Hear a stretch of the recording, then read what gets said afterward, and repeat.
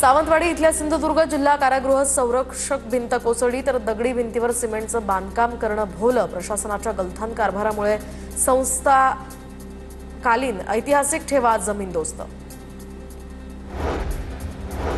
इगतपुरी तालुक्यातल्या घोटी या ठिकाणी अंगावर झाड पडल्यामुळे एका जणाचा मृत्यू। मुसळधार पावसामुळे झाड कोसळल्यामुळे अज्ञात इसमाचा मृत्यू झाल्याची माहिती।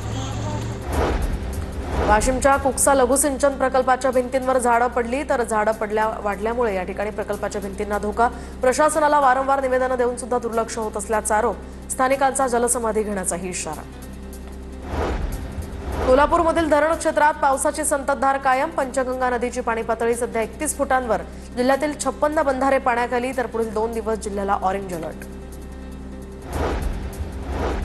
सिंधुदुर्ग जिल्ह्यामध्ये काल झालेल्या मुसळधार पावसामुळे जनजीवन विस्कळीत। कणकवलीतील संगम नदी दुथडी भरून वाहू लागली आहे।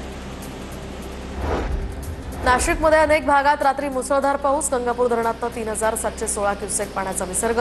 गोदाघाट परिसरातील दुतोंड्या मारुतीच्या गुडघ्यापर्यंत पाणी। नाशिक आणि उत्तर महाराष्ट्रामध्ये 2 दिवस या ठिकाणी पावसाचा इशारा।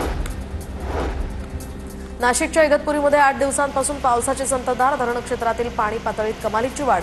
भावली धरण हे 100% भरलं। मराठवाड्याच्या पिण्याच्या पाण्याचा प्रश्न यामुळे मिटला। अमरावतीच्या मेळघाटात पावसाळ्यात सुद्धा अनेक गावांमध्ये भीषण पाणी टंचाई तर पुरेसा पाऊस न झाल्यामुळे पाण्यासाठी महिलांची पायपीट। बिहाली या गावातील विहिरीवर पाणी भरण्यासाठी महिलांची मोठी गर्दी। मेळघाटमधील अनेक गावांमध्ये अजून सुद्धा टँकरद्वारे पाणी पुरवठा। भंडाऱ्याच्या पवनीमध्ये टँकरनं पाणी पुरवठा। जलवाहिनी फुटल्यामुळे टँकरनं भागवली जातीय तहान। लवकरात लवकर जलवाहिनी दुरुस्त करण्याची मागणी।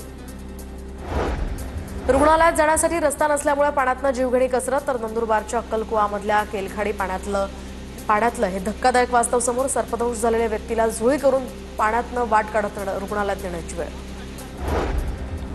नाशिकमधील मुंबई आग्रा महामार्गावरच्या उड्डाणपुलाखालील रस्ता घसरला तर पावसामुळे रस्त्यावर चिखल साचून दुचाकी घसरण्याचं प्रमाण वाढलं। तत्काळ या संदर्भात उपाययोजना करण्याचीही मागणी। गोंदिया जिल्ह्यामध्ये पावसाचा जोर तर शेतकरी पेरणी आणि भात रोवणीच्या कामात व्यस्त। सिंचन असलेल्या शेतकऱ्यांनी आधीच पेरणी केली। नागपूर विभागामध्ये समाधानकारक पाऊस। खरीप हंगामातील पेरणीला गती। विभागातील 6ही जिल्ह्यांमध्ये 35% पेरणी।